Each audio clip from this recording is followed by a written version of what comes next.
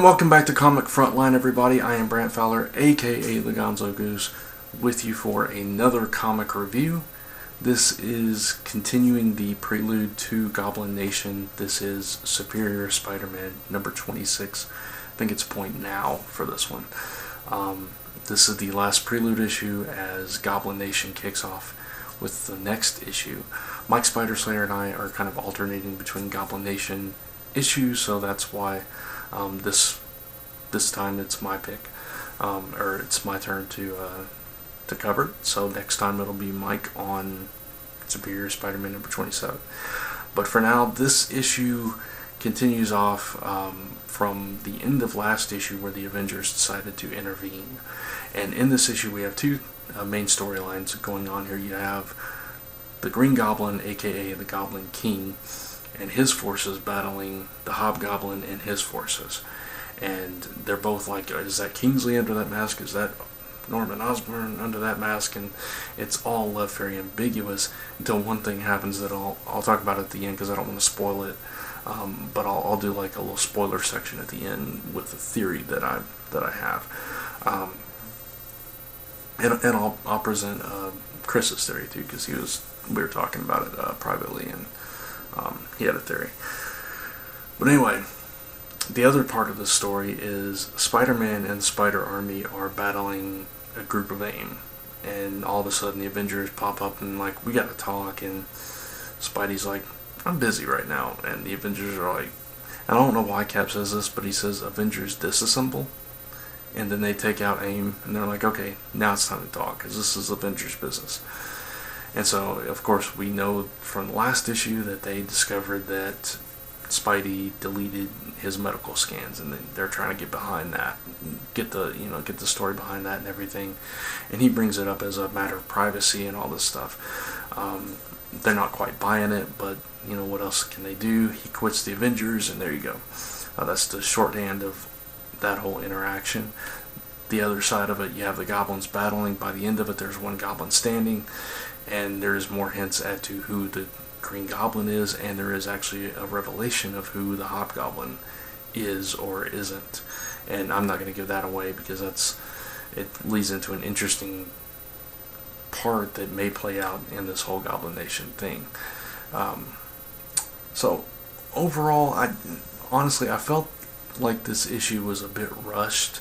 It was zapping back and forth between all these different little subplots, and because at first you had this little part of the Avengers, and you had the little part of the Goblin, and you had the little part of Spidey, and then they start converging and twisting and everything. And it was very fast. There was a lot of dialogue, but it was a very fast read, even all the same. And it was just like, we got to get to this point, so we can jump into Goblin Nation next issue.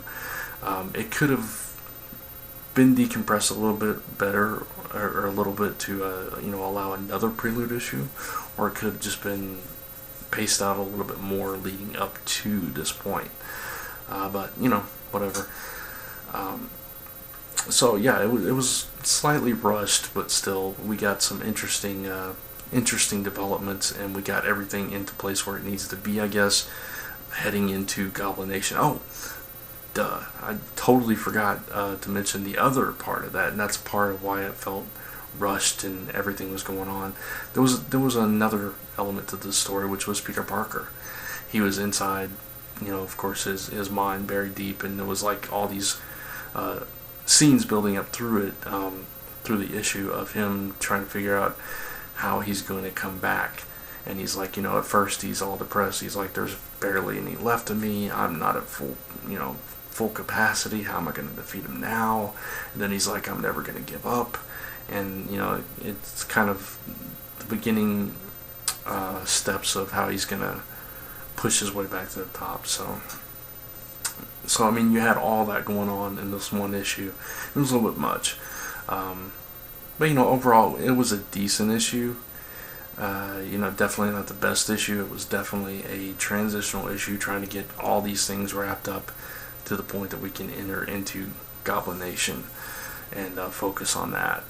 So for me, I'm going to give this issue a 3.5 out of 5. and that's being generous, honestly. The art was, I love the art. I love Umberto Ramos' style.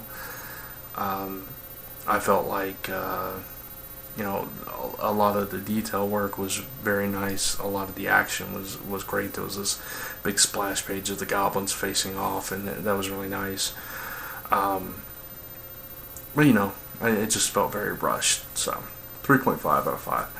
Alright, so now that we have the score done and the basic review, just a few minor spoilers and reveals. I'm not going to talk about the whole Hobgoblin thing. I'll leave that. But there was this instance in the book where the Goblin is ranting about who he is, and at one point the Hobgoblin says says something negative about Harry Osborn, and he's like, "How dare you say that about and then it's cut off. And so you're led to believe, okay, is he talking about that's his son, that's his father, that's him? What is it an Osborn at all? And he reveals that he has this big scar from the glider, and they actually have a splash page behind him doing this, kind of a flashback of Green Goblin getting impaled by the glider, and it shows this big scar all across his chest. And so it's really trying to push heavily towards it being Norman Osborn. Chris's theory was that it's Harry's son. I have another theory, though, which is probably out there and probably will not happen, but it's interesting because we know of two characters that have been impaled by that glider, one being Norman Osborn, the other being Ben Reilly. So, you never know. But that's your minor spoiler. But again, a 3.5 out of 5 for Superior Spider-Man number 26. Now, looking forward to diving into Goblin Nation and seeing that play out, because that leads to Peter Parker return. So thanks for watching. Check out all the other videos here on Comic Frontline. Everything from Dark Avenger Inc., of course, is moving over to right here on Comic Frontline as of February 11th. Until then, we have a few things that we're already putting up over here. You have some TV time, you have the trash pack things, Comic Uno's moved some of her stuff over here. We're doing the Goblin Nation stuff over here. I'm doing Dark Cybertron on Frontline already, so kind of getting ready for the big launch week. So you definitely want to tune into our first live show on February 11th and the final Dark Avenger Inc. live show over on Dark Avenger Inc.'s YouTube channel as well. Check out Comic Related. Updates 365 days a year, multiple updates daily for all your comic news, reviews, podcasts, and so much more. ComicFrontline.com for the blog side of Comic Frontline with all kinds of articles and everything.